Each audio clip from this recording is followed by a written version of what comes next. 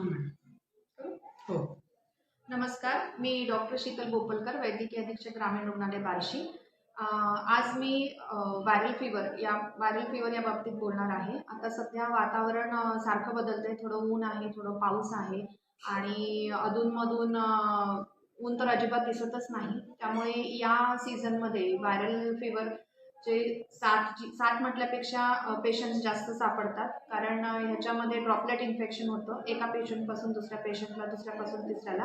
त्यामुळे या वातावरणामध्ये आपण थोडी जास्त काळजी घेतली पाहिजे, जसं की मास्क वापरणे आणि थंड पदार्थ जसं आईस्क्रीम वगैरे आहे ते टाळणे, गरम पेय घेणे आणि दुसरं तुमचा जो आहार आहे त्या आहारामध्ये पण तुम्ही व्हिटॅमिन सी ज्याच्यामध्ये जास्त आहे, जसे की लिंबू आहे, संत्रा आहे, अशा पद्धतीचे जे आपल्याला उपलब्ध सीझनल फळं आहेत त्या फळांचा इंटेक जास्त घेतला पाहिजे. पाण्याचं प्रमाण जास्त वाढवलं पाहिजे पिण्यासाठी आणि सगळ्यात इम्पॉर्टंट एक्सरसाइज जी आहे ती रेग्युलर एक्सरसाइज तुम्ही ठेवलं तर तुमची जी नैसर्गिक प्रतिकारशक्ती आहे ती वाढते आणि तुम्ही आजारी पडत नाही. तुमचं जे आयुष्यमान आहे ते पण वाढतं आणि या एक्सरसाइज रेग्युलर केल्याने आणि बाकीचा आहार तुम्ही व्यवस्थित ठेवल्याने तुमची शारीरिकच नाही तर मानसिक आरोग्य पण जे आहे ते व्यवस्थित राहतं.